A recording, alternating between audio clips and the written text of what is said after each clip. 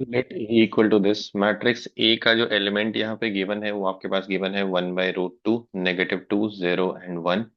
फिर आपके पास matrix P है, वो elements are cos theta, sine theta and cos theta.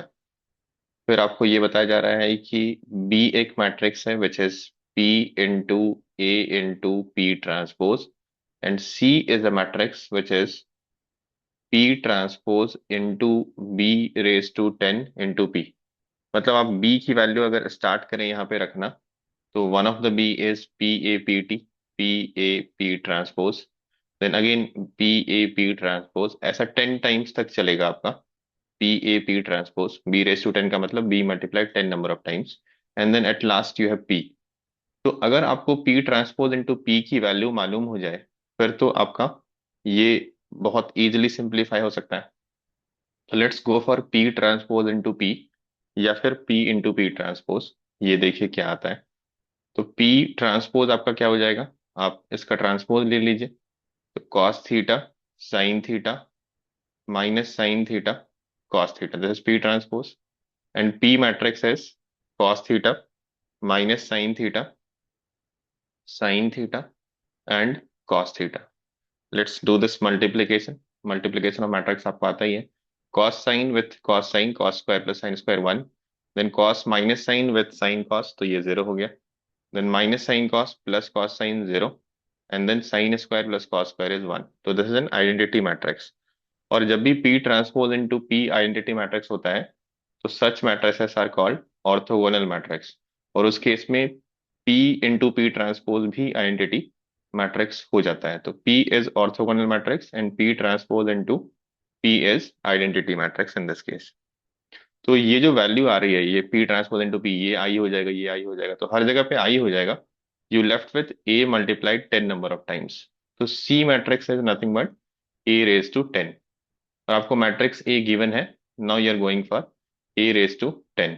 तो जब भी आपको किसी मैट्रिक्स की हायर पावर चाहिए होती है ना, जैसे A raise to 10, A raise to 100, A raise to 1000, तो आप जनरलाइजेशन यूज करते हैं। मतलब ए स्क्वायर निकालिए, ए क्यूब निकालिए, and then you generalise it. हमें फाइनली क्या फाइंड आउट करना है, we need the sum of diagonal elements of C. मतलब ए रेज टू 10 के डायगोनल एलिमेंट का समेशन चाहिए आपको, right. You need summation of diagonal elements of C, जिसको हम ट्रेस ऑफ सी बोलते हैं, ये आपको चाहिए। तो ए रेज टू 10 तो आपको निकालना पड़ेगा, specially you will focus on diagonal elements. तो पहले आप ए स्क्वायर निकालिए which will be A into A. तो ए आपके पास है 1/√2, -2, 1/√2, -2, 0 1। So let's perform this multiplication. Again multiplied with a, 1/√2, -2, 0 1। तो यहाँ पे क्या आ जाएगा आपका, 1/√2, 1/√2, 1/2 हो गया। देन नेक्स्ट इज -√2, -2, तो -√2, -2, and then this will be 0, and the last element will be 1। हमें सिर्फ इन दोनों एलिमेंट में इंटरेस्ट है ना, डायगोनल एलिमेंट्स में। ए क्यूब एक बार परफॉर्म करिए, तो what will be A cube, that is a square, जो भी आपका आया है, ए स्क्वायर मल्टीप्लाइड बाई ए। तो लेट्स मल्टीप्लाई दिस बाई ए। ए क्या हो जाएगा आपका, 1/√2, -2, 0 1। तो आपके पास क्या एलिमेंट आ रहा है, यू विल बी गेटिंग 1/2√2, तो ये हो गया 1/2√2। Then next element will be, this will be -1 and -√2, -2, तो -3 -√2 हो गया। This will be 0 and this will be 1, तो 0 1 हो गया। तो यहां तक के ऑब्जर्वेशन से लग रहा है कि ये एलिमेंट जीपी में जा रहा है विद कॉमन रेशियो 1/√2, और ये आपका 1 रह रहा है ना। इन दोनों एलिमेंट से तो आपको मतलब ही नहीं है। तो एक और बार आप परफॉर्म कर लीजिए, in case you have a doubt कि ये एग्जैक्टली जीपी वाला पैटर्न फॉलो कर रहा है नहीं कर रहा है। If you are sure you can go with the generalization. मैं एक बार क्रॉस चेक कर लेता हूँ कि ये जीपी में जा रहा है या नहीं जा रहा है दिस टर्म। तो ए क्यूब इंटू ए कर लीजिए, या ए स्क्वायर इंटू ए कर लीजिए। I will go with A cube into A. तो ये आपका ए क्यूब इंटू ए हो गया 1/√2, -2, 0 एंड 1। तो जैसे आप इसको परफॉर्म करेंगे, आपको क्या मिलेगा यहाँ पे, 1/√2 into 1/√2, yes it is following the GP. इस एलिमेंट से हमें मतलब ही नहीं है। This will be 0, this will be 1। तो आपका A raise to n in general क्या हो गया, this will be 1/√2 raise to n, this element. इस वाले एलिमेंट्स आपको नहीं मतलब है, ये 0 है, हालांकि इससे भी कोई मतलब नहीं अपने को, और ये 1 है। तो trace of a raise to 10 क्या हो जाएगा, which is trace of c, sum of diagonal element of c, this will be 1/√2 whole raise to 10 plus 1। तो ये आपका आ रहा है 1/32 + 1, विच इज 33/32। अब देखिए क्या फाइंड आउट करना है आपको। They have given this is equal to m/n, where GCD of m and n is 1, मतलब वो को प्राइम है, उनका HCF 1 है। तो yes 32 and 33 are coprime. तो m और n की वैल्यू 33 और 32 ही हो गई। Their summation is 65। So let's check what is the answer given. Answer is given as option A, which is 65.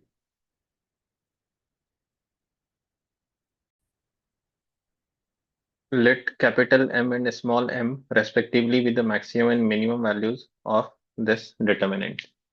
तो इस डिटर्मिनेंट को पहले हम लोग सिंप्लीफाई करते हैं। Let's use the row operations, like first row is changing to first row minus third row, and R2 is changing to R2 minus R3. You can do similar such operations. तो जैसे ही आप ये operations करेंगे ना, तो R1 में एक change आएगा, R1 माइनस R3। तो ये हो जाएगा 1 यहाँ पे, ये आपका 0 हो जाएगा, and this will be -1। Then we are performing R2 change to R2 minus R3। तो इसमें क्या हो जाएगा, R2 माइनस R3 करिए। तो first element will be 0, then you will have 1 0 1 and then -1, and R3 we are keeping as it is. तो यहाँ पे आपके पास साइन स्क्वायर एक्स आ गया, कॉस स्क्वायर एक्स आ गया, एंड 1 + 4 साइन 4x आ गया। ठीक है, 1 + 4 साइन 4x आ गया।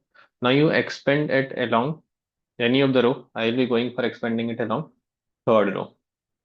तो थर्ड रो के अलोंग मैं एक्सपेंड करूंगा, तो वैल्यू क्या आ जाएगी, साइन स्क्वायर एक्स इंटू, यहाँ पे ये टर्म क्या हो जाएगा, 0 -1 +1, then you have minus cos square x into, this will be -1 and this will be 0, so -1, and the last will be 1 + 4 sin 4x multiplied by 1 minus 0, which is 1। तो यहाँ पे आपके पास आ रहा है sign square x plus cos square x plus 1 + 4 sin 4x, and we all know that sin square x plus cos square x is 1। तो आपके पास आ गया 2 + 4 sin 4x। अब इसकी आपको मिनिमम मैक्सिमम वैल्यू चाहिए। तो ये सबको पता होता है कि साइन थीटा की minimum value -1 and maximum value 1 है, प्रोवाइडेड उनको वो इंटरवल मिल जाए जिसमें ये एग्जिस्ट करता हो। तो x बिलोंग्स टू R है, तो इसको तो सारा ही डोमेन मिल जाएगा। तो ये आपका मिनिमम वैल्यू हो गया 4 - 2, एंड मैक्सिमम वैल्यू हो गया 4 प्लस, सॉरी ये 2 - 4 हो गया और ये 2 + 4 हो गया। तो ये -2 हो गया और ये 6 हो गया। उन्होंने दिया था minimum value small m and capital value is, maximum value is capital M। तो m⁻⁴ -m⁻⁴, ये क्या हो जाएगा आपका 6⁻⁴ -2⁻⁴, ये हो जाएगा 1296 -16, which will turn out to be 1280, 1280, option A, that is the answer given to us। Let A be a matrix which is collection of all the elements of the type Aij, और ये 2 × 2 matrix है। तो इसके elements कैसे होंगे, A11 A12 A21 A22। इसके elements given भी है हमारे पास, and those elements are log 128 base 5, then next is log 5 base 4। फिर आपके पास A21 क्या है, A21 है log 8 base 5, and A22 is log 25 base 4। तो अगर हम इसका डिटर्मिनेंट निकालें, जिसकी जरूरत पड़ेगी आगे, तो डिटर्मिनेंट ऑफ ए क्या हो जाएगा, this into this log 128 base 5। तो यहाँ पे मैं एक प्रॉपर्टी यूज कर रहा हूँ log का, कि log a base b can be written as log a by log b, and any base of your choice you can put in numerator and denominator, but numerator denominator आपके पास same base होना चाहिए ऊपर नीचे। फिलहाल मैं कुछ base ही नहीं डाल रहा, आप एज्यूम कर लीजिए कुछ बेस है यहाँ पे। तो ये log 128 बाई log 5 हो गया, इनटू ये वाला हो गया आपका log 25 by log 4, minus similarly इधर से आपके पास क्या आ जाएगा, log 5 base 4 which is log 5 by log 4, into log 8 base 5 which is log 8 by log 5। अब आप 128 को कैसे लिख सकते हैं, you can write this as 2 raised to 7, तो ये 7 log 2 हो गया एंड दिस इज log 5। ये 25 को आप 5 स्क्वायर लिख सकते हैं तो 2 log 5 हो गया एंड बिलो log 4 को आप लिख सकते हैं 2 log 2 माइनस ये आपका log 5 एज इट इज होगा। 5 इज अ प्राइम नंबर। 4 को आप फिर से 2 स्क्वायर लिखेंगे तो 2 log 2। 8 को आप 2 क्यूब लिखेंगे तो 3 log 2 डिवाइड बाई log 5। तो यहाँ पे मैंने log की प्रॉपर्टी यूज की, log m raised to n is n log m। Very basic properties of log these are which we are using here. अभी सब कुछ कैंसिल हो जाएगा, आपका बेस हर जगह तो सेम ही रहेगा जो भी लिया होगा आपने बेस स्टार्टिंग में। log 2 से कैंसिल, log 5 से कैंसिल। तो this will turn out to be 7 - 3/2 जो कि आपका हो गया 11/2। डिटर्मिनेंट ए आपके पास आ गया 11/2। अब आपको बोला जा रहा है कि capital A I J is cofactor of small A I J, ये तो होता ही है। तो जब कोफैक्टर से आप ट्रांसपोज लेते हैं ना तो आपको एक मैट्रिक्स मिलती है adjoint. Adjoint is transpose of cofactor matrix. Cofactor matrix मतलब हर एक एलिमेंट का कोफैक्टर आपने करस्पॉन्डिंग पोजीशन पे रखा। A11 A12 A21 A22 इसका आपने ट्रांसपोज लिया तो आपको जो मिलेगा वो होता है उसका adjoint. This is A11 A12 here, A21 A22। अब जो मैट्रिक्स सी गिवन है ना, जिस मैट्रिक्स के बारे में बताया जा रहा है, this is sigma K varies 1 to 2। एक मैट्रिक्स सी है जिसके सारे एलिमेंट सी आई जे हैं और सी आई जे का डेफिनेशन गिवन है sigma K varies 1 to 2। It is A I K है, हाँ ए आई के इंटू ए जे के है। स्मॉल ए आई के एंड कैपिटल ए जे के है। ठीक है, तो आप इसके एलिमेंट्स को लिखिए। C11 क्या हो जाएगा आपका, जब आई और जे दोनों की जगह पे आपने 1 1 रख दिया तो ये हो गया के वैरीज 1 to 2 A1 के कैपिटल A1 के। तो ये A11 के की जगह पे आप 1 और 2 रख के ऐड कर देंगे। A11 प्लस A12 जो कि आपको आइडिया दे रहा है कि मैट्रिक्स ए मल्टीप्लाई हो रहा होगा एडजॉइंट ए से। और ये बेसिक प्रॉपर्टी है A into adjoint A determinant A into I. तो आप मल्टीप्लाई करके देखिए कि जब आप ए को मल्टीप्लाई कर रहे हैं एडजॉइंट से तो आपके पास हो क्या रहा है। ये मल्टीप्लाई करेंगे आप इसके एडजॉइंट से, इस वाले से, तो A11 A21 A12 A22। तो आपका फर्स्ट एलिमेंट क्या होगा, this multiplied by this. A11 with A11 A12 with A12, यही तो आ रहा है आपका। This is nothing but C11। तो ये सी जो है ना वो कुछ और नहीं बल्कि ए इंटू एडजॉइंट ए ही है। तो सी जो है वो डिटर्मिनेंट ए इंटू आई है। डिटर्मिनेंट ए की वैल्यू आपके पास आ चुकी है। Determinant A is 11/2। तो ये 11/2 टाइम्स आइडेंटिटी मैट्रिक्स हो गई। सारे मैट्रिक्स सेकंड ऑर्डर के चल रहे हैं तो आई भी जो है वो आपका सेकंड ऑर्डर का है। तो ये आपका मैट्रिक्स सी जो है इसके एलिमेंट 11/2 0 0 11/2 हो गए। Now what do you need? You need 8 times determinant of C। 8 times determinant of C आपको निकालना है। तो डिटर्मिनेंट ऑफ सी आपके पास क्या आ जाएगा, इसका डिटर्मिनेंट तो 11/2 इंटू 11/2। ये 2 और 2 आपका कैंसिल हो गया 8 से, ये आपका 242 हो गया। तो 242 is present in option C and that is the answer given. ठीक है, अगर आप इस चीज को वेरीफाई करना चाहें कि सी ए इंटू एडजॉइंट ए ही है या नहीं है तो आप C12 भी चेक कर सकते थे, हालांकि वो भी होगा बट आप स्टिल वेरीफाई कर लीजिए। तो जैसे आप 1 2 रखेंगे ना तो आई की जगह पे आप क्या रख रहे हैं, आई की जगह पे रख रहे हैं आप 1 और जे की जगह पे रख रहे हैं 2। तो इससे आपको हो जाएगा sigma K varies 1 to 2 A1 के एंड कैपिटल A2 के। जैसे आप के की वैल्यू 1 रखेंगे यहाँ से हो गया A11 A21 और के की वैल्यू 2 रखेंगे तो A12 A22।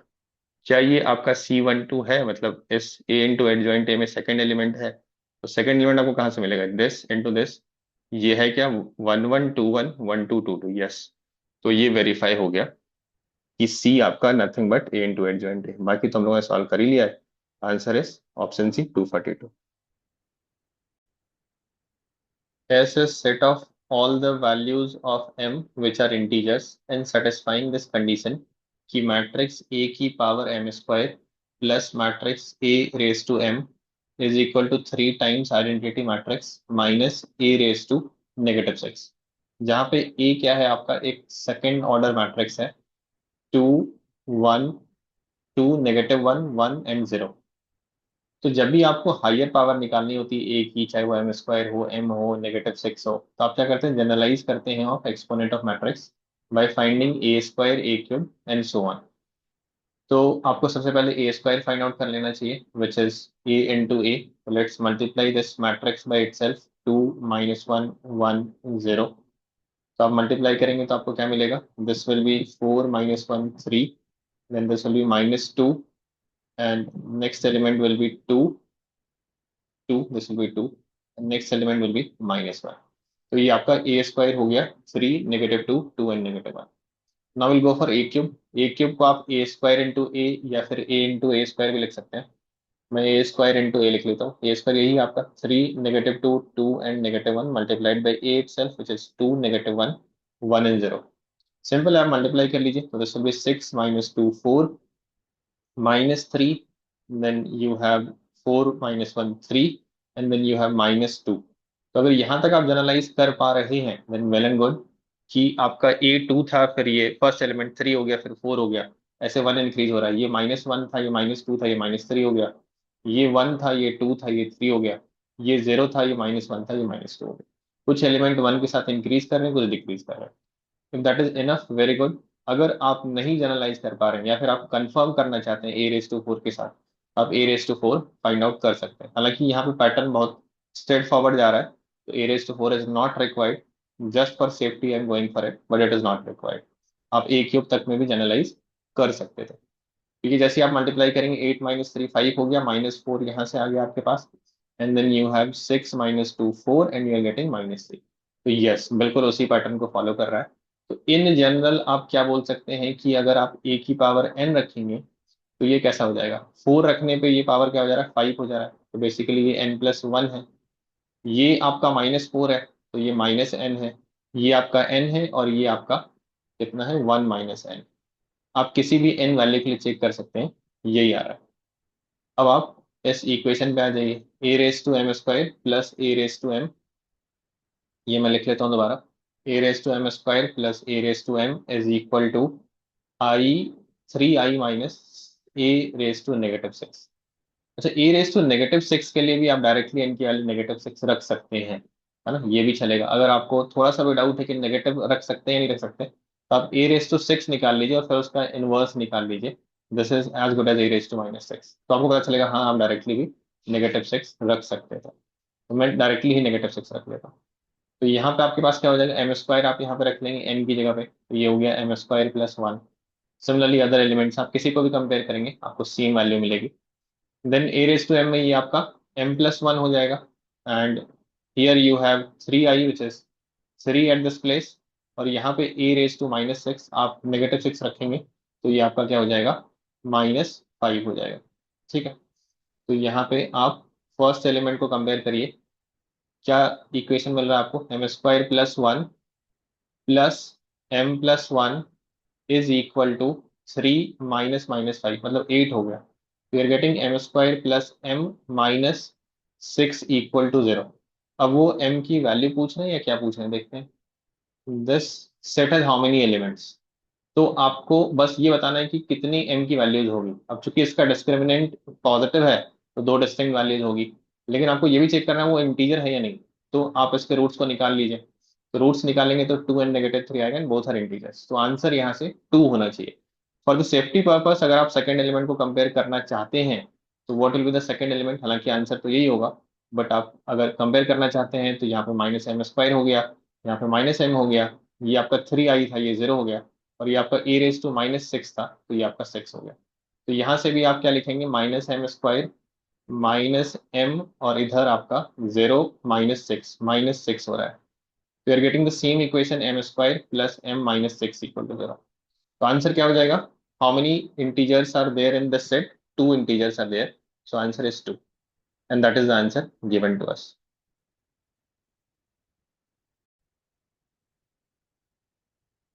Let alpha beta be the values of m for which this equation x plus y plus z equal to 1। पहला इक्वेशन ये है। दूसरा इक्वेशन आपके पास x plus 2y plus 4z is equal to m, and third equation is x plus 4y plus 10z is equal to m square। इसको हम लोग equation number 1, 2 और 3 बोल देते हैं। तो यहाँ पे मैं दो मेथड यूज कर रहा हूँ इसको सॉल्व करने का। One of the method is की बाय ऑब्जर्वेशन, जो कि डिफिकल्ट है कभी कभी ऑब्जर्व करना।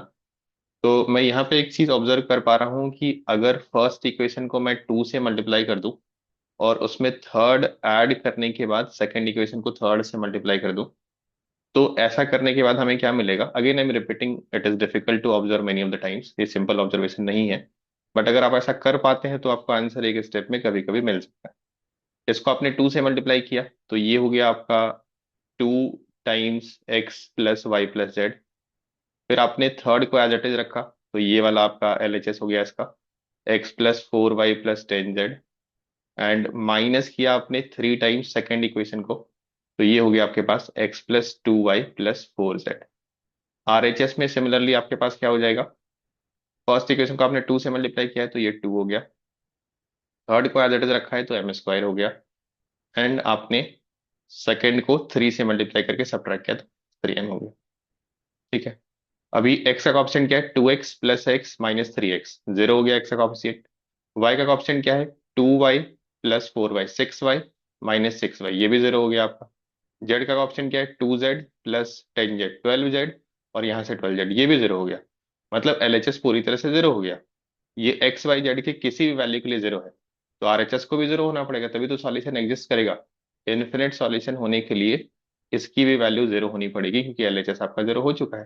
तो you got the value of m as 1 and 2। तो यहां से फिर आप आगे जा सकते हैं। दूसरा मेथड जो रेगुलर मेथड होता है किसी भी लीनियर इक्वेशन इन 3 वेरिएबल्स को सॉल्व करने का, जिसको हम लोग क्रैमर्स रूल बोलते हैं, in which we are going for del 1, del 2, del 3, ये तीनों 0 होनी चाहिए, and delta should also be 0। और एक और मेथड है मैट्रिक्स मेथड, आप उससे भी जा सकते हैं। मैट्रिक्स मेथड में आप क्या करते हैं कि ये del इक्वल टू 0, मतलब determinant of a equal to 0, and adjoint a into b equal to 0, that is matrix method. वो भी आपके पास एक ऑप्शन है। फिलहाल मैं क्रैमर्स रूल से जा रहा हूँ। तो यहाँ पे डेल की वैल्यू जो निकालेंगे ना आप, डेल की वैल्यू में आप सारे ऑप्शन को लिखते हैं, तो इसमें तो m है ही नहीं, तो ये अपने आप 0 आ जाएगा, विच यू कैन चेक, वो 0 आएगा, बिल्कुल आएगा। फिर मैं इसमें से del 1, del 2, del 3 में से कोई एक निकाल देता हूँ।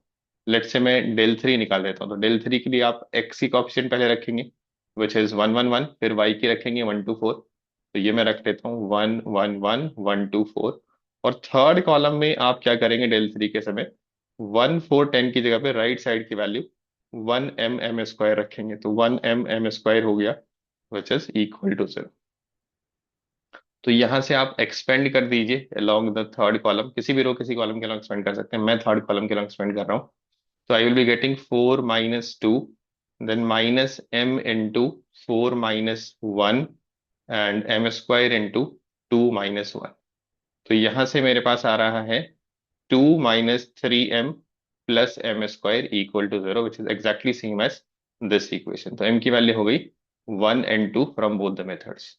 फिर आप आगे चले जाइए, जो आपको निकालना है sigma n varies 1 to 10 n⁻α + n⁻β। यही m की जो दो वैल्यू, इसको अल्फा और बीटा बताया गया है।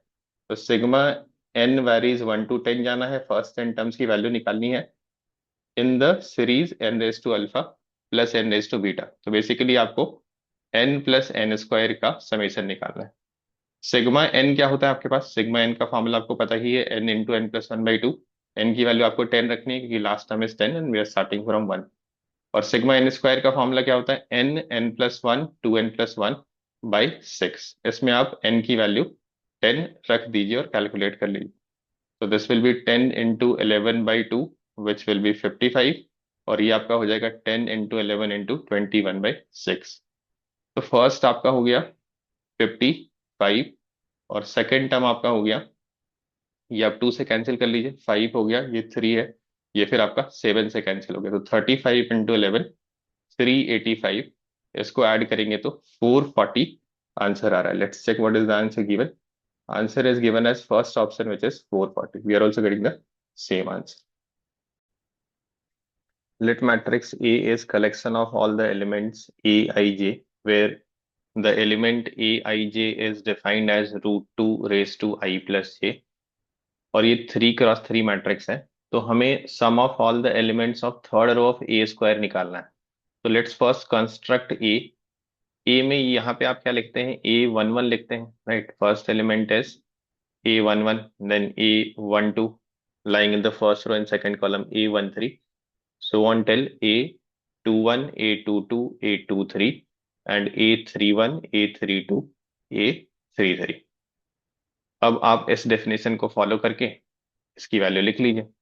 तो first one is √2 raised to 1 + 1 which is 2। Similarly ये √2 raised to 1 + 2 √2 raised to 3 हो जाएगा, ये √2 raised to 4 हो जाएगा। This will be again √2 raised to 3, तो 2 √2 हो गया, देन 4, देन 4 √2, ये आपका √2 raised to 4 4 हो गया, and then it will go with √2 multiplication, तो 4 √2 और 8 हो गया। आपको आई थिंक 2 कॉमन ले लेना चाहिए यहाँ से। तो जैसे आप 2 बाहर निकालेंगे, तो नहीं भी कॉमन लेंगे तो भी चलेगा, ऐसा कोई दिक्कत नहीं है। 1 2 √2 2, यहाँ से भी कॉमन लेंगे। जब मैट्रिक्स से कॉमन लेते हैं तो सारे एलिमेंट से कॉमन लेना पड़ता है। तो √2 2 2 √2, और यहाँ से आपके पास हो गया 2 2 √2 एंड 4। आपको A² निकालना है और उसमें भी थर्ड रो के सारे एलिमेंट का एडिशन निकालना है। तो पूरा एलिमेंट तो आपको निकालना ही पड़ेगा, और उसमें सिर्फ हम लोग थर्ड रो पे फोकस करेंगे, बट यहाँ पे तो सारे एलिमेंट आपको लिखने पड़ेंगे। 2 आपने बाहर निकाले ए से, तो 2 × 2 4 बाहर आ जाएगा। Then you have 1 √2 2 √2 2 2 √2 2 2 √2 and 4। And same चीज आप यहाँ पे भी लिख लीजिए, and then you start the multiplication. तो मैट्रिक्स मल्टीप्लीकेशन एक बेसिक ऑपरेशन है, ये सबको पता होता है। तो लेट्स परफॉर्म दिस। अगर आप सिर्फ कौन से रो को चाहते हैं, थर्ड रो को चाहते हैं, तो let's focus on third row, कि आपको थर्ड रो के एलिमेंट कैसे मिलेंगे। तो थर्ड रो के लिए आप यहाँ पे थर्ड रो को पकड़ेंगे और यहाँ पे एक एक करके कॉलम को पकड़ेंगे। तो पहला एलिमेंट क्या हो जाएगा, 2 + 4 + 8। तो 2 + 4 6 + 8 14 हो गया आपके पास यहाँ पे, है ना। तो यहाँ पे आपके पास क्या निकल गया, 14 is the first element. Next element आपके पास क्या आ जाएगा, दिस मल्टीप्लाइड बाई दिस। तो यहाँ पे आपको हो गया आपके पास 2 √2, देन 4 √2, देन 8 √2, इसी का √2 हो गया, 14 √2 हो गया। एंड नेक्स्ट एलिमेंट इज 4 + 8 + 16, इसी का आपका ट्वाइस हो जाएगा, 28 हो जाएगा। इनको आप ऐड कर दीजिए, तो 14 + 14 √2 + 28। यू शुड नॉट फॉरगेट कि 4 आपका बाहर है, तो 4 आप इसमें बाहर ऐसे मल्टीप्लाई कर दीजिए। अब इनको इक्वेट कैसे करना है, we need to equate it to alpha + β√2। तो इसको आपको इक्वेट करना है अल्फा + β√2 से, और आपको वैल्यू किसकी फाइंड आउट करनी है, you need the value of alpha + beta. तो अल्फा क्या हो जाएगा, alpha are the rational term, ये 56 और यहाँ से 112, 4 × 42, ये 168 हो गया। एंड सिमिलरली बीटा इज 4 × 14, 56 हो गया। तो when you add this, alpha + beta is 168 + 56 which is 224। देखते हैं क्या आंसर गिवन है। Answer is given as D which is 224। We are also getting the same answer. For a 3 × 3 matrix M, let trace M denote the sum of all the diagonal elements of M, and A is a 3 × 3 matrix as the determinant A is half। तो यहाँ पे हम लोग properties of adjoint and trace use करने वाले हैं। कौन सी property हम लोग यूज करेंगे, एक तो प्रॉपर्टी ये हो गया कि adjoint of A is determinant A raise to n-2 into A. दूसरी प्रॉपर्टी की determinant of K A is K raise to n into determinant of A. और तीसरी property trace of K A is K times trace of A. T R is the short form of writing trace of that matrix. तो ये तीन property हम लोग use करने वाले हैं। एन यहाँ पे क्या है, इन दोनों जगह पे n is order of that square matrix A. अब क्या क्या इंफॉर्मेशन है हमारे पास, एक इंफॉर्मेशन ये है कि डिटर्मिनेंट ए आपका हाफ है। दूसरा इंफॉर्मेशन ट्रेस ऑफ ए आपका 3 है। और तीसरा इंफॉर्मेशन की बी जो मैट्रिक्स है वो एडजॉइंट ऑफ 2A है। तो ये एडजॉइंट ऑफ 2A, इसको आप क्या लिख सकते हैं, इस प्रॉपर्टी में आप ए की जगह पे 2A रख दीजिए। तो ये determinant A raise to n-2, n की वैल्यू 3 है, तो 3 - 2 इंटू ए की जगह पे आपने 2A रखना है। तो ये हो गया 2A। तो ये हो गया determinant 2A, 3 - 2 is 1 into 2A। अब यहाँ पे आप ये वाली प्रॉपर्टी यूज करिए, डिटर्मिनेंट के इज के रेस टू एन, तो के आपका 2 है, डिटर्मिनेंट से 2 बाहर आ जाएगा और एन आपका 3 है, तो 2 क्यूब बाहर आ गया, इंटू डिटर्मिनेंट ए इंटू 2 ए। तो ये डिटर्मिनेंट ए की वैल्यू आपके पास क्या है, हाफ है, तो यहाँ पे आप हाफ रख दीजिए। तो यहाँ से आपके पास क्या आ रहा है, यहाँ से आपके पास आ रहा है B is equal to 8 A. ठीक है, आपको क्या चाहिए, आपको चाहिए determinant of B plus trace of B, determinant B plus trace of B चाहिए। तो इसका मतलब determinant of 8 A plus trace of 8 A चाहिए। डिटर्मिनेंट 8 है, फिर से आप यही वाली प्रॉपर्टी यूज करिए, डिटर्मिनेंट के ए, तो 8 क्यूब बाहर आ गया आपका, determinant A plus trace of के, ये वाली प्रॉपर्टी यूज करिए, तो 8 इंटू ट्रेस ऑफ ए हो गया आपका। तो 8 क्यूब इंटू डिटर्मिनेंट ए क्या है आपके पास, ये गिवन है, डिटर्मिनेंट ए इज हाफ, तो 512 into half is 256, and trace of a is how much, trace of a is given as 3, so 8 into 3 is 24, so 256 plus 24 is 280. Let's check what is the answer given, answer given is option D 280, तो यही आपका answer हो गया, option D 280। Let A be a square matrix of order 3 such that determinant of A is -2, and we have to find the determinant value of this matrix. So here we will be using the properties of adjoint of matrix. There is a property that determinant of adjoint of any matrix is equal to determinant of that matrix raised to n minus 1, where n is the order of that matrix. And we have one more properties of determinant, that is determinant of k into any matrix is equal to k raised to n into determinant of that matrix. Again, n is the order of the matrix. K is any constant, k is any scalar over here, like 2, 3, and so on. So what do we need is we need the determinant value of 3 times adjoint of -6 adjoint 3a. So what we'll do here is we will be using first determinant of Ka, where K is 3. So this 3 will come out of this determinant with this property K raised to n. Order is 3 over here, so n is 3, 3 raised to 3. And then parallelly we'll be using the property that determinant of adjoint of any matrix is determinant of that matrix. So we'll be considering this matrix determinant. So -6 adjoint 3a raised to n minus 1, 3 minus 1, which is 2. Okay, so we will be writing it as equal to 3 cube. Again, this will come out of this determinant. So it will be -6 whole raised to 3, and this square is there, so whole square. Adjoint of 3a whole square. We'll be using this property one more time. So it will be 3 cube into 6 raised to 6 into adjoint of 3a. So 3a determinant whole raised to 2, and then again this power 2. So it will be 3 raised to 3. We can break this 6 as 2 into 3 whole raised to 6. And then again we will be using this property that determinant of k is k raised to n into determinant a. So it will be 3 coming out of this, which is 3 cube determinant a square, the whole square. It will be 3 cube, 2 raised to 6, 3 raised to 6, again 3 raised to 6, and determinant a whole raised to 4. What is the value of determinant a given over here? Determinant a is -2. So let's use determinant a is -2.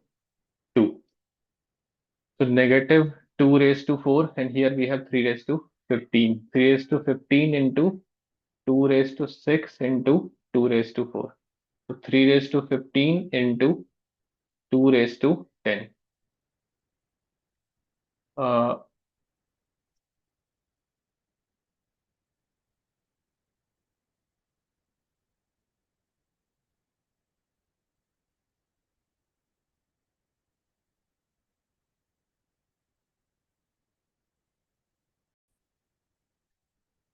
तो इस question में बोला जा रहा है कि system of linear equation है, इसमें 3 इक्वेशन है क्योंकि 3 वेरिएबल हैं, और ये इन्फिनिटली मेनी सॉल्यूशन है। तो इन्फिनिटली मेनी सॉल्यूशन के कंडीशंस क्या क्या होते हैं, अगर आप क्रैमर्स रूल से जाएंगे तो delta equal to 0, and delta one, delta two, delta three, ये तीनों जीरो होने चाहिए। और अगर आप मैट्रिक्स मेथड से जाएंगे तो आपका डिटर्मिनेंट ए जीरो होना चाहिए और adjoint A into B zero होना चाहिए। दोनों में से कोई सा भी मेथड फॉलो कर सकते हैं। मैं एक और मेथड आपको बताता हूँ जिसमें आप ऑब्जर्वेशन से कर सकते हैं। Observation is simple if it is clicking to you, otherwise click नहीं कर रहा है तो डिफिकल्ट है। तो एक सिंपल ऑब्जर्वेशन मैं यूज कर रहा हूँ, इसको इक्वेशन वन बोल देता हूँ, इसको टू बोल देता हूँ, इसको थ्री बोल देता हूँ। And then we are writing three into one minus two times second minus third, ये ऑपरेशन हम लोग कर रहे हैं। तो इससे आपको क्या मिलेगा, three x minus four x plus x, तो ये जीरो टाइम्स एक्स हो गया। फिर y हो जाएगा आपका three y minus six y plus three y, तो जीरो टाइम्स y हो गया आपका। और z का जो कॉफिशिएंट है वो क्या आ रहा है, two into three six, and then two A with negative, and then minus B times z। और आपका RHS में क्या आ रहा है, six into three eighteen, and then minus two times A plus one and minus two B. अब अगर इसका इन्फिनिट सॉल्यूशन है, इसका मतलब ये भी जीरो होना चाहिए और ये भी जीरो होना चाहिए। जेड की किसी भी वैल्यू के लिए हमें सॉल्यूशन मिलना ही चाहिए, तो इसके लिए कॉफिशिएंट सारे जीरो होने चाहिए। जैसे एक्स और वाई के कॉफिशिएंट जीरो आ गए बाय ऑब्जर्वेशन, सिमिलरली आप इसको जीरो कर दीजिए तो एक रिलेशन आएगा, six is equal to two A plus B. और यहां से आपके पास क्या रिलेशन आएगा, A plus B is equal to eight. तो जैसे आप इसको सब्ट्रैक्ट करेंगे तो you will get the value of A as negative two and B is ten. तो ये एक मेथड हो गया। दूसरा मेथड आप क्रैमर्स रूल यूज कर लीजिए, in which you'll go for determinant is equal to zero। तो determinant value of one one, यहाँ से आप सारे का ऑप्शन ले लीजिए, वन वन टू। देन इस सेकेंड इक्वेशन में आपके ऑप्शन क्या है, टू थ्री ए, तो टू थ्री ए ले लीजिए। एंड थर्ड इक्वेशन के ऑप्शंस क्या है एक्स वाई जेड के आपके पास, minus one minus three and B. तो इसको आप जीरो कर दीजिए, ये आपकी डेल्टा की वैल्यू है, minus one minus three and. तो इसको जैसे आप एक्सपेंड करेंगे डिटर्मिनेंट को, आपको मिल जाएगा b plus two A is equal to six, exactly same equation which we got from the observation. फिर आप डेल्टा वन, डेल्टा टू या डेल्टा थ्री में से कोई एक निकाल लीजिए। मैं डेल्टा थ्री निकाल लेता हूँ, क्योंकि डेल्टा वन डेल्टा टू में तो आपका कोई अननोन है ही नहीं। तो डेल्टा वन डेल्टा टू में एज इट इज रख लेता हूँ, एंड डेल्टा थ्री की जगह पे ये जो राइट साइड की वैल्यू है सिक्स, ए प्लस वन और टू बी, इसको रिप्लेस कर देते हैं थर्ड कॉलम में। रिप्लेसमेंट करने को ही हम लोग डेल्टा थ्री बोलते हैं। Six A plus one and two B is equal to zero. इसको जब आप एक्सपेंड करेंगे तो आपके पास अगेन सेम इक्वेशन आएगी, A plus B is equal to eight. तो ए की value negative two and B की वैल्यू टेन। अब देखते हैं हमें फाइंड आउट क्या करना है। तो we need the value of seven A plus three B. What is value of seven A plus three B, negative fourteen plus thirty which is sixteen. Let's check what is the answer given, sixteen ही आपका answer given है। So in this question, we will be using properties of inverse and adjoint of a matrix. We have certain properties like A inverse is defined as adjoint A by determinant A. And here it is given that A, B, and this matrix are non-singular matrix, means the determinant is not zero and they're invertible. So this is one property we'll be using, A inverse is adjoint A by determinant A. So from here we can write adjoint A is A inverse into determinant A. And if you replace A by A inverse, then you get adjoint of A inverse is A inverse the inverse and determinant of A inverse, which will be A into determinant A raised to minus 1. Then we will also be using the property that if we have three matrix PQR and we are taking inverse of it, then inverse will be distributed in all three, but it will be in the reverse order. First R inverse, then Q inverse, then P inverse. Now coming to the question, we have to find the inverse of this three matrix in multiplication, and then we will be taking its inverse. So A into adjoint A inverse plus adjoint B inverse, this summation whole inverse and into B, and this complete picture's inverse we need to take. So we'll be using this property. First we'll write B inverse, then inverse of this, so inverse will go off, adjoint A inverse plus adjoint B inverse and inverse of this A, which is A inverse.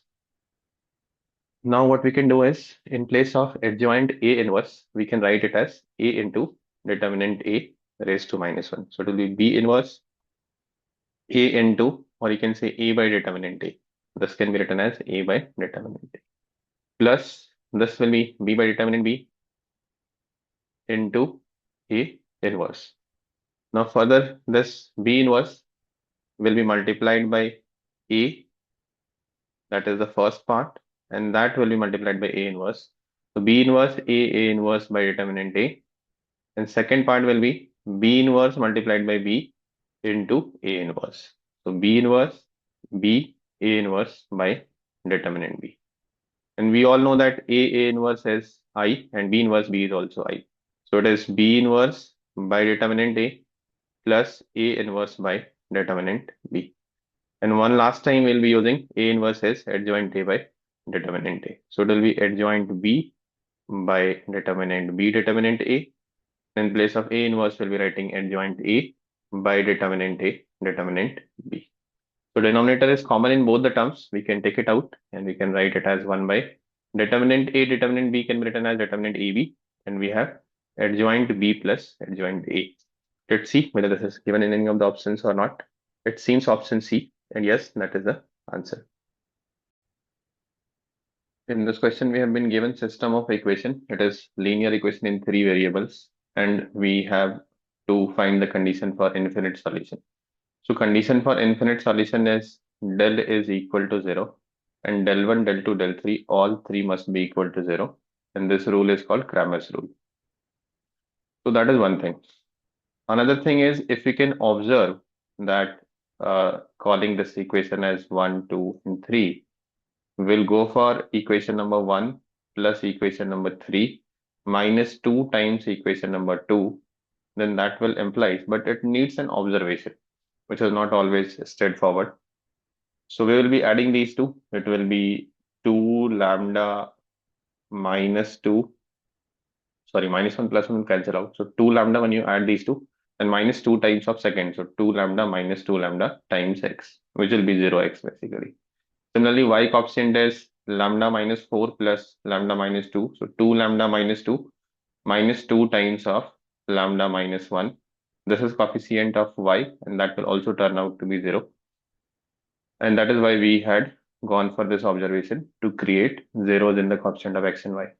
And last z will be lambda minus 2. So it will be minus 2, and 2 times of this will be minus 2 lambda plus 8. And on right hand side, it will be again 5 plus 9, 14 minus 14, which will be 0. So this equation will look like 0x, which is 0 basically, plus 0y, plus 0, no, it is not 0. It is 6 minus 2 lambda times z is equal to 0.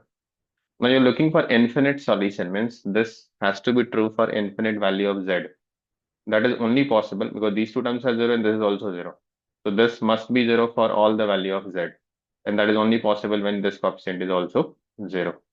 So it is centrally giving you lambda is equal to 3. So lambda key value 3 आ रही है. Hence lambda square plus lambda 3 square plus 3 is 12. So 12 is the answer given and we got the same thing. So this is one method by observation. Second method is you use the Cramer's rule. You go for lambda is equal to 0.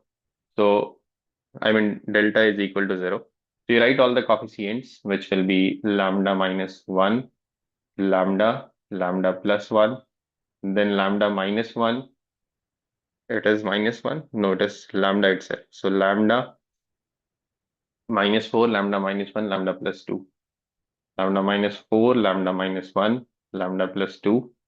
And the last coefficients are lambda, lambda minus 4, minus lambda minus 2, minus lambda minus 2, equal to 0. So you solve this and you will be getting it as lambda minus 3 into 2 lambda plus 1 is equal to 0, which gives you two value. That is the problem here, because del equal to 0 is giving you two value, but only del equal to 0 is not sufficient to make it infinite solution. We have to check for del 1, del 2, del 3 also. So let's say when you're going for del 1, so del 1 will be what? You will replace the first column by the value given in the right hand side, which is 579. So this is what we call as del 1. So 579, lambda minus 4, lambda minus 1, lambda plus 2, lambda minus 4 minus lambda minus 2 equal to 0.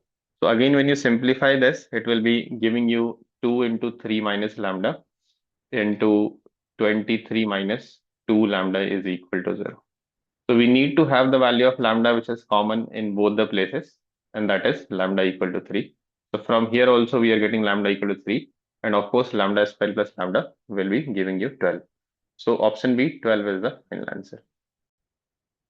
The system of equation this has no solution.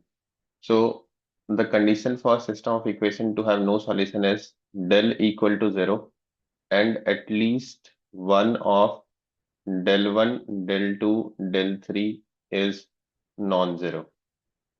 And this is called Cramer's rule. So first we'll be finding del, which is coefficient of xyz from the first equation, and then coefficient of xyz from the second equation, 1, 2, 5, and coefficient of xyz from the third equation. This must be equal to 0.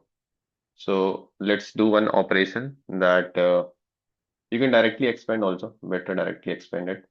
So when you're expanding along the third column, it will be 1 into 5 minus 2, 3, then minus 5 times, it will be 5 minus 1, 4, plus lambda times 2 minus 1, 1, equal to 0. So this gives you lambda is equal to 20 minus 3, 17. So lambda must be equal to 17, which is able to reject the option number C. It may be correct, it may be correct, but we can directly reject B and C. Now we will go for any one of them, del 1, del 2, del 3. So let's go for del 3, because in that case we can eliminate the third column. So we'll keep first column as it is, second column as it is, and we'll replace the third column element with the numbers on the right hand side, which is 6, 9, and mu. That is equal to 0. In fact, not equal to 0. So any one of them should not be equal to 0. So this not equal to 0 is the possibilities in which we have mu. If we'll change this, from there also we'll get the mu values. So let's check for this, what we are getting. 6 into 5 minus 2, 3, minus 9 times 5 minus 1, 4, plus mu times 2 minus 1. So this should not be equal to 0. And that gives you 18 minus 36. So mu should not be equal to 18, which is the first option. And yes, the answer is given as first option. Let A be a 3 cross 3 matrix such that matrix A multiplied by 0, 1, 0 is equal to 0, 0, 1. And we have two more equations given here. So the system of linear equation 3 variables. Let's consider a 3 cross 3 matrix A as x1, x2, x3, y1, y2, y3, and z1, z2, z3. There are 9 unknowns in this. This is 3 cross 3 matrix. Now, when you go for the first one, A into 0, 1, 0. So let's multiply this with 0, 1, 0, and we will be getting it is equal to 0, 0, 1. This is the first equation we have. And at the end, we need the value of 8, 2, 3. 8, 2, 3 means the element lying in the second row and third column. So basically, we want the value of y3. This y3 is what we have to find. Our intention will be to find y3, not the other variables. So we'll target y3, how we can get. Now from here, when we'll do the multiplication of matrix, we will get x1, x2, x3 correspondingly multiplied by 0, 1, 0. So we'll get x2 into 1 is equal to 0. So x2 is 0 from here. Similarly, y2 is 0 and z2 is equal to 1. Now let's go for the second one. Again, we'll multiply same matrix. Let's copy this matrix. So this matrix x1, x2, x3, y1, y2, y3, z1, z2, z3 multiplied with matrix given here is 4, 1, 3 and we get 0, 1, 0. So 4, 1, 3 and we get 0, 1, 0. And our target was to get the value of y3. Y3 is what we are looking for. Let's do the multiplication. This multiplied by this gives you 0. So from here we are getting 4x1 plus x3. It was 413 is equal to 0, 1, 0. So we'll be getting it as 4x1. X2 value is 0. So plus x2, that is basically 0. So you can escape it. And then plus 3x3 equal to 0. That is one relation. But we're not interested in this. We don't need the value of x1, x2. And second one is 4y1 plus 3y3 is equal to 1. Yes, we are interested in this. So we don't need to write the z1 value. Now we'll go to the third one. A multiplied by 2 and 2 is 1, 0, 0. So let's copy this matrix one more time. X1, x2, x3, y1, y2, y3. This is the matrix A.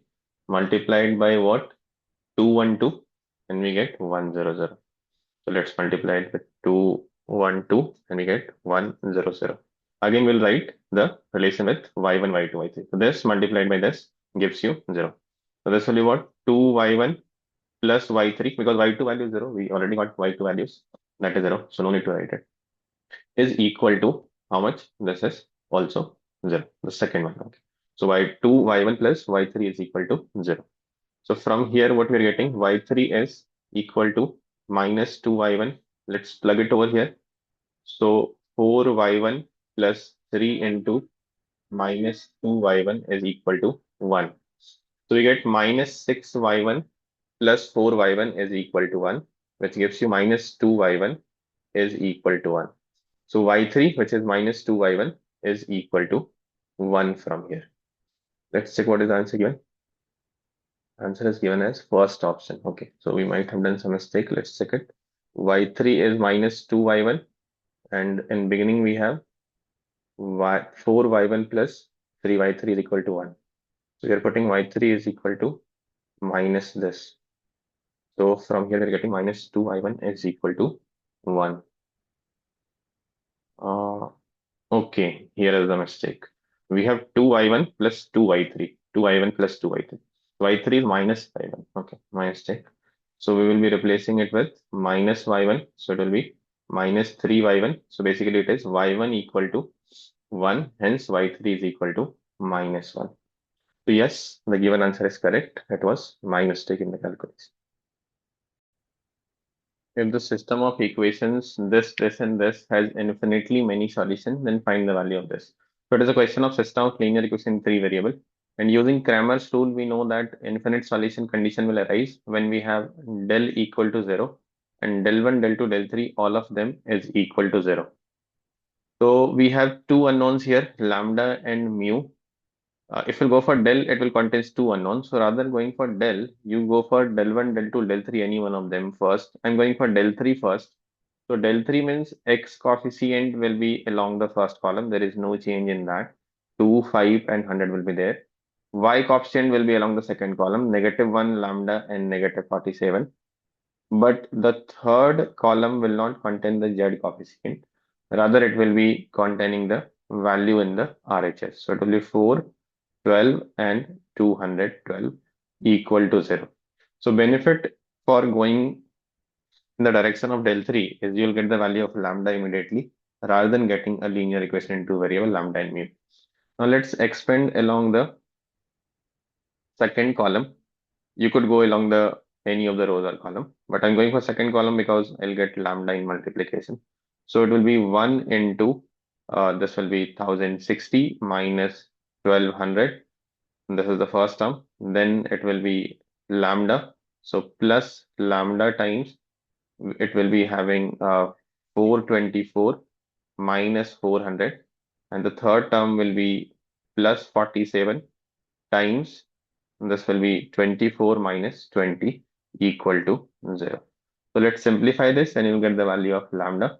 So lambda will be equal to 1200 minus 1060 plus, no, it will be minus 47 into 4 divided by 24. So this will turn out to be negative 2. So we got the value of lambda is negative 2. Now you can go for del 2. So del 2 will be having same element in the first column, but second column now it will be replaced by the value in the right side. So 4, 12, and 212. And third column will be the coefficient of z, which is 1, 3, and mu. 1, 3, and mu equal to 0. Now we can expand along any of the rows or column. I'm going for the third row.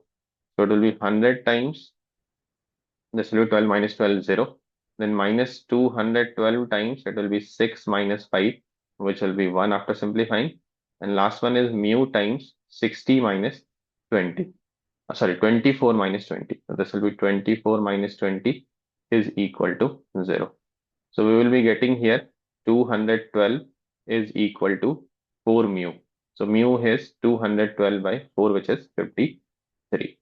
What they're asking for? Mu minus 2 lambda. So let's go for that. Mu minus 2 lambda is equal to 53.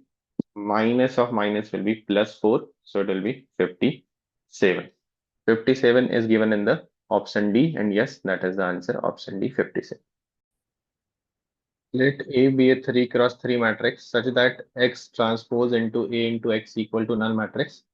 For non-zero 3 cross 3 matrix X equal to XYZ. तो यहाँ पे आपके पास एक 3 cross 3 A matrix है. Let us assume that matrix is having elements A1 B1 C1 along the first row. Second row के element को A2 B2 C2 assume कर लेते हैं और थर्ड रो को A3 B3 C3 एज्यूम कर लेते हैं. फिर हमारे पास इंफॉर्मेशन क्या गिवन है कि X transpose into A into X is equal to 0. And this is true for all non zero 3 cross 3 matrices. तो इसको हम लोग एक बार सिंप्लीफाई करते हैं. X transpose will be matrix X Y Z which is having only one row. So it will be a row matrix. Then matrix A आप ये पूरा लिख दीजिए. A1 B1 C1, A2 B2 C2, A3 B3 C3 multiplied by matrix X is equal to X Y Z X की जगह पे और equal to null matrix 0. तो पहले हम लोग इन दोनों को मल्टीप्लाई करते हैं. We will be getting a matrix 1 cross 3. First element इसका हो जाएगा A1X plus A2Y plus A3Z. Second element will be similarly B1X plus, जब आप इनको इनसे मल्टीप्लाई करेंगे, B1X plus B2Y plus B3Z. And third element will be similarly this multiplied by this C1X plus C2Y plus C3Z. And that multiplied by matrix XYZ. तो अभी इन दोनों को multiply करेंगे. इनका ऑर्डर आपका कितना है? ये ऑर्डर आपका है 1 cross 3 and this is 3 cross 1. तो एक जो मैट्रिक्स बनेगा उसका ऑर्डर 1 क्रॉस 1 होगा. That means it has only one element. This multiplied by this x into A1X plus A2Y plus A3Z. Then this multiplied by y. y times B1X plus B2Y plus B3Z and this times z. So z times C1X plus C2Y plus C3Z is equal to 0. And this is true for all 3 cross 1 matrices. मतलब ये x y z के हर एक value के लिए true होगा. Anything which is true for all the values of variable is an identity. वो equation of identity बन जाता है. और आइडेंटिटी में सारे कॉफिशिएंट्स क्या होते हैं? 0 हो जाते हैं. All the coefficients of the variables will be 0. तो अभी देखते हैं कि ये टर्म्स सिंप्लीफाई होने के बाद कैसे दिखते हैं. तो पहला टर्म हो गया आपके पास A1X square. Similarly you have B2Y square and C3Z square. These are the terms of squares. फिर आपके पास XY वाले कॉफिशिएंट क्या आएंगे? XY यहाँ से भी आएगा और यहाँ से भी आएगा. तो you have A1 plus B2 times XY. Similarly B3 plus X2 times YZ and A3 plus C1 times XZ equal to 0. सारे कॉफिशिएंट्स 0 होने चाहिए क्योंकि ये एक आइडेंटिटी है. तो यहाँ से आपके पास A1 B2 C3 ये 0 आ रहा है. ये सारे कॉफिशिएंट्स और ये भी 0 आ जाएंगे. तो यहाँ से आपके पास आ जाएगा A1 is equal to -B2, B3 is equal to -C2 and A3 is equal to -C1. मतलब Aij is equal to -AJI for all the value of ij. ये डायगोनल एलिमेंट्स हो गए. ये सारे 0 हो गए आपके. यहाँ वाला एलिमेंट आप क्या लिखेंगे? B1 C1 जो आपने ऑलरेडी लिखा था. फिर यहाँ पे आपका -b1 हो जाएगा, ये 0 हो जाएगा, ये c2 हो जाएगा, -c1 -c2 0। ये सारे डायगोनल एलिमेंट्स आपके 0 हो गए, और इधर वाले एलिमेंट्स इसके नेगेटिव हो गए, which means it is skew symmetric matrix of third order. ये आपका क्या हो गया, स्क्यू सिमेट्रिक मैट्रिक्स हो गया थर्ड ऑर्डर का। और हमारे पास क्या इन्फॉर्मेशन है, ये दोनों कंडीशन सेटिस्फाई होनी चाहिए। तो लेट्स कॉपी दिस कंडीशंस, उसको हम लोग कॉपी कर लेते हैं यहाँ से, and then we will be using it. तो पहला है आपका a into 111 is equal to 14 -5। Let's write it. तो we will be using two times, पहले हम लोग इसको यूज कर लेते हैं। a इंटू, ए की जगह पे आप क्या लिखेंगे, this matrix 0 b1 c1 -b1 0 c2 -c1 -c2 0 multiplied by 111 is equal to 14 -5। तीन अननोन है तो आपको तीन इक्वेशन चाहिए होगा। ये पहला इक्वेशन आपको मिल गया कि b1 + c1 is equal to 1। दूसरा इक्वेशन आपको मिल गया यहाँ से कि -b1 + c2 is equal to 4। तीसरा इक्वेशन आप यहीं से लिखेंगे तो आपको कुछ एक्स्ट्रा नहीं मिलेगा। जैसे आप लिख रहे हैं यहाँ से, तो आपको क्या मिलने वाला है, c1 + c2 is equal to 5। Basically इन दोनों का एडिशन ही है, तो कुछ एक्स्ट्रा नहीं मिला आपको। We need to go for the second relation. तो फिर से आप लिखेंगे ए तो आपका एज इट इज यही है, आप फिर से लिख लीजिए 0 -b1 -c1 b1 0 -c2 c1 c2 0 multiplied by this a which is 1 to 1 is equal to 0 4 -8। यहाँ से बस आप एक इक्वेशन लिख लिए, दैट इज इनफ। ये वाला मैं एलिमिनेट कर देता हूँ क्योंकि इसके रिक्वायरमेंट है नहीं हमारे पास। यहाँ से एक इक्वेशन आप लिख लीजिए कि 2b1 + c1 is equal to 0। आप इन दोनों को सब्ट्रैक्ट करेंगे जैसे ही, तो आपको क्या मिलेगा, c1 कैंसिल हो जाएगा, b1 इज इक्वल टू -1। फिर आप यहाँ पे रख देंगे b1 की वैल्यू -1, तो c1 यहाँ से आपके पास क्या हो जाएगा, 2 हो जाएगा। और जैसे आप c1 की वैल्यू यहाँ पे रख देंगे, या b1 की वैल्यू यहाँ रख देंगे -1, तो c2 आपके पास हो जाएगा 3। तो we got the matrix A. Matrix A कैसा दिखेगा वो आपको, 0 -1 2 1 0 3 -2 -3 एंड 0। तो आपको क्या चाहिए, we need the value of determinant of adjoint of 2a + i। तो उसको मैं लिख लेता हूँ, we have been given determinant of adjoint of 2 times a + i। ये क्वेश्चन थोड़ा लेंदी जा रहा है, but you have to do it. Is equal to 2 raise to alpha, 3 raise to beta and 5 raise to gamma. फिर आपको value निकालनी है α² + β² + γ²। तो आपको a + i चाहिए होगा पहले। You add this a with I मतलब आइडेंटिटी मैट्रिक्स हो गया, थर्ड ऑर्डर का वो भी होगा, तभी एडिशन पॉसिबल है। तो आप अलोंग द डायगोनल 1 1 1 ऐड कर दीजिए, तो 1 -1 2 1 1 3 -2 -3 1। आपको इसकी डिटर्मिनेंट वैल्यू चाहिए होगी। Let's find the determinant value of a + i। ये कितना हो जाएगा आपका, determinant of 1 -1 2 1 1 3 -2 -3 1। This will be 1 + 9 10, this will be +1 1 + 6, and this will be 2 times -3 + 2। तो ये आ रहा है आपके पास 10 + 7 70 -2 15 आ रहा है, which is 3 into 5। अब आप दो प्रॉपर्टी यूज करेंगे। एक प्रॉपर्टी होती है determinant of adjoint A is determinant a⁻n−1, जहाँ पे n उसका ऑर्डर होता है। दूसरा की determinant of k into A is equal to k⁻n into determinant A, where k is any constant. तो यहाँ पे जब आप इसकी निकालने वाले हैं डिटर्मिनेंट वैल्यू, तो एडजॉइंट वाली प्रॉपर्टी आप यूज करिए। तो ये जो अंदर बच गया वो हो गया 2 टाइम्स a + i⁻n−1। n आपका 3 है तो 3 - 1 2 हो गया। फिर आप इस 2 को बाहर करेंगे यूजिंग दिस प्रॉपर्टी, ये 2³ बन के बाहर आएगा। Determinant of a + i and the whole square is there. Determinant of a + i कितना निकल के आया, 3 × 5, तो 2² × 3 × 5 the whole square, which will turn out to be, अच्छा ये 2³ है, माई मिस्टेक, दिस 2³ × 3 × 5 का whole square, which will be finally 2 raised to 6, 3 raised to 2 and 5 raised to 2।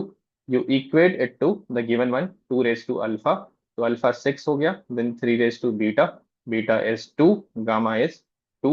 Finally आप α² + β² + γ² निकाल लीजिए, विच इज 36 + 4 + 4 44। फाइनली आपका आंसर 44 आ रहा है. Let's check what is the answer. It is a lengthy question and answer is 44. तो यहाँ पे सिस्टम ऑफ इक्वेशन गिवन है और इसके इन्फिनिटली मेनी सॉल्यूशन है.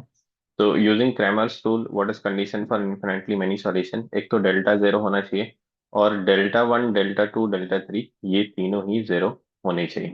This condition for infinitely many solution. तो यहाँ पे हम लोग पहले डेल्टा थ्री पे आ जाते हैं, क्योंकि आप डेल्टा पे जाएंगे तो दो अननोन्स होंगे, लैम्डा और म्यू. डेल्टा थ्री पे जाएंगे तो एक ही अननोन होंगे आपके पास. डेल्टा थ्री मतलब एक्स के कॉफिशिएंट आप लिखेंगे 1 2 14 in the first column. Then Y के कॉफिशिएंट आप लिखेंगे 2 lambda 3 in the third second column. And third column में आप जेड के कॉफिशिएंट ना लिख के, क्योंकि आप डेल्टा थ्री लिख रहे हैं ना, आप लिखेंगे राइट साइड की वैल्यू विच इज 2 5 एंड 33. अब आपको लैम्डा की वैल्यू चाहिए, तो you expand it along second row या सेकंड कॉलम. किसी भी रो या किसी भी कॉलम के अलोंग एक्सपेंड कर सकते हैं. मैं सेकंड रो पे अलोंग एक्सपेंड कर रहा हूँ. तो this will be -2 times 66 -6 plus lambda times 33 -28 -5 times 3 -28 equal to 0. तो यहां से आपके पास क्या आ रहा है?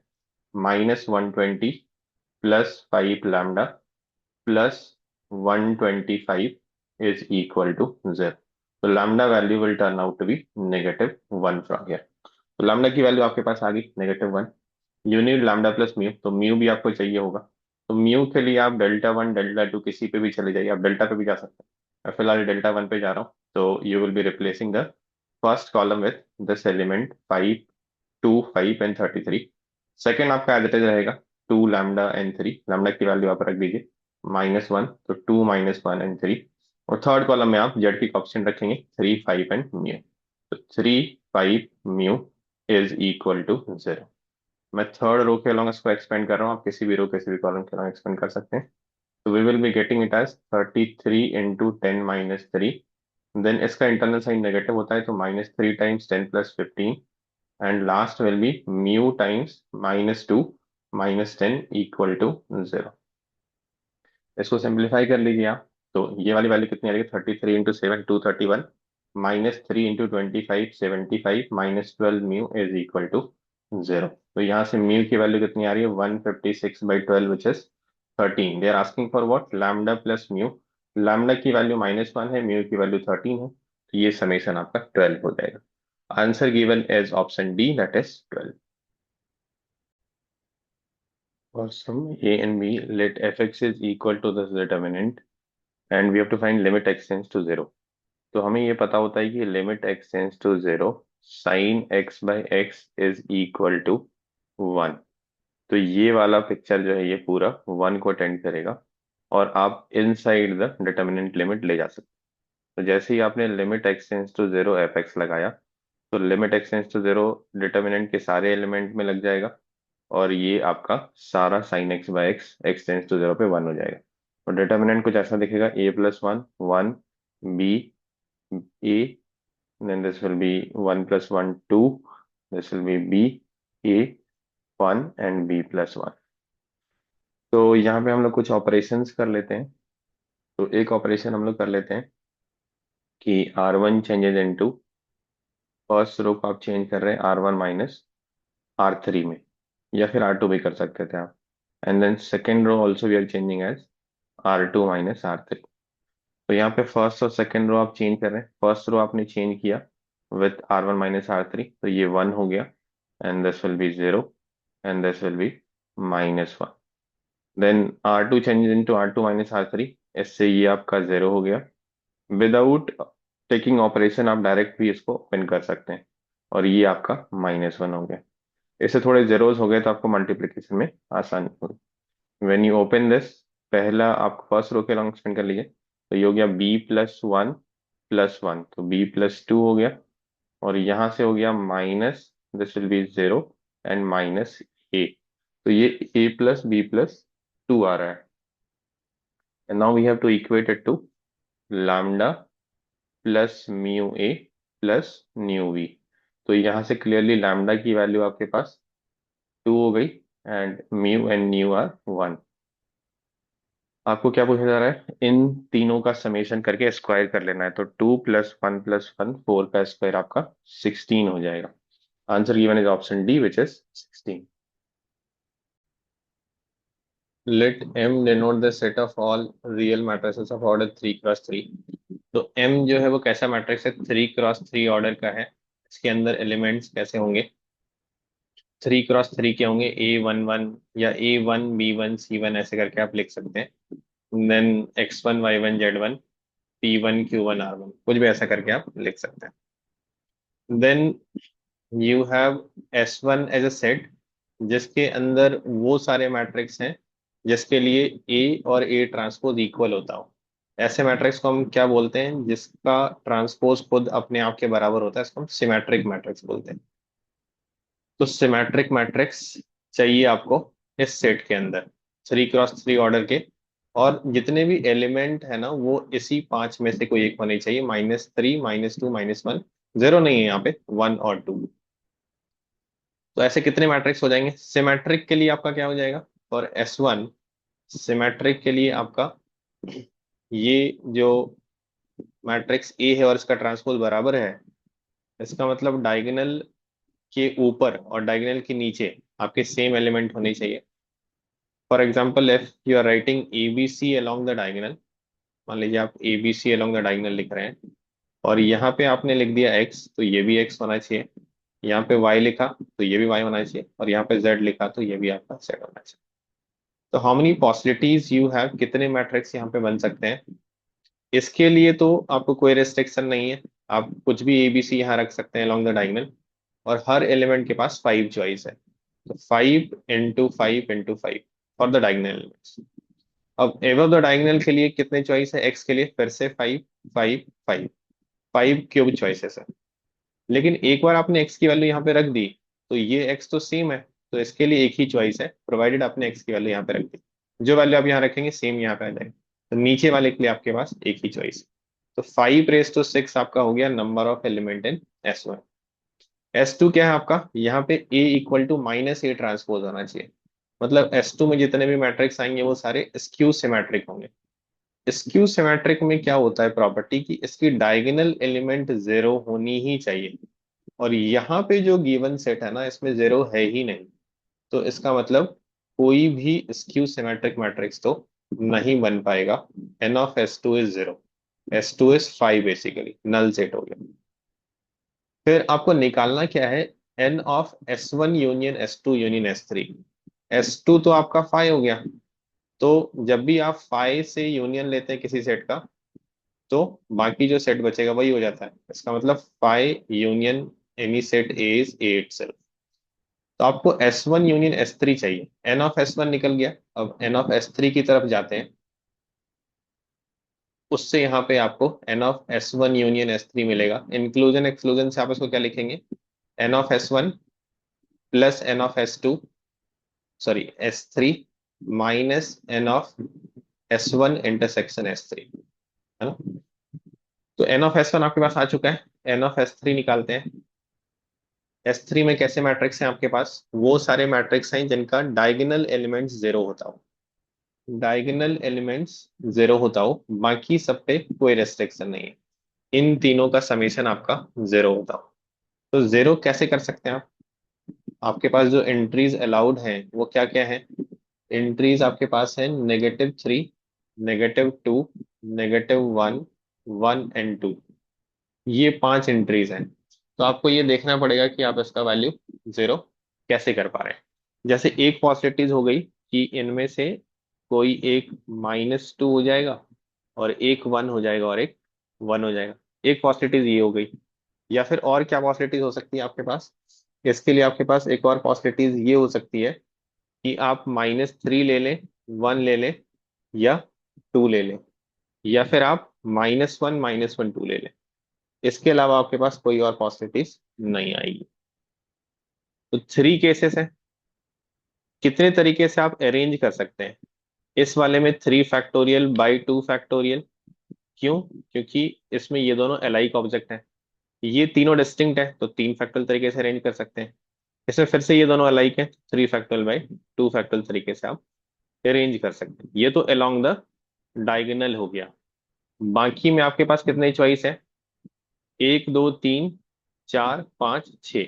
6 एलिमेंट है, इन पे कोई रिस्ट्रिक्शन है ही नहीं।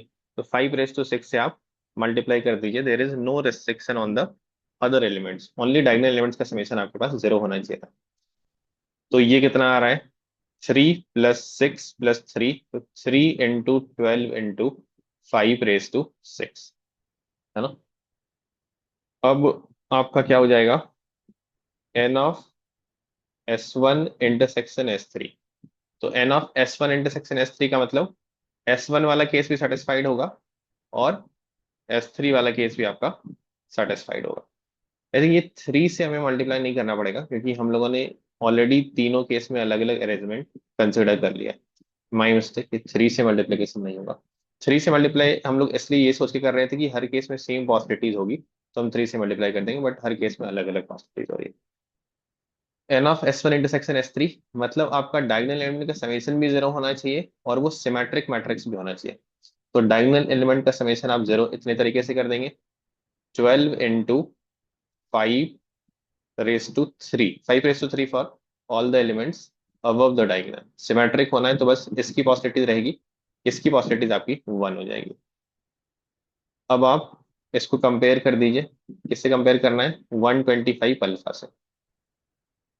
तो n(s1)(s3) is equal to 125 alpha. n(s1) कितना है आपके पास? n(s1) is equal to 5 raise to 6, तो 5 रेस टू 6 प्लस n(s3), ये कितना है? 12 × 5 रेस टू 6 माइनस कॉमन वाला 12 × 5 क्यूब। इसको आप 125 अल्फा से इक्वेट कर दीजिए। 5 क्यूब आपका हर जगह से कैंसिल हो जाएगा, यहाँ से 5 क्यूब कैंसिल हो गया तो 5 क्यूब बचा, यहाँ से 5 क्यूब कैंसिल हो गया तो 12 × 5 क्यूब बचा, और यहाँ आपका -12 बचा। इसको सिंप्लीफाई कर लीजिए, ये हो गया आपका 13 × 125 -12। तो 13 × 125 आपका कितना हो जाएगा? This will turn out to be 13 × 125 will be 1625 -12 will be 1613। देखते हैं क्या आंसर गिवन है। आंसर गिवन है 1613। Yes, we are getting the same answer.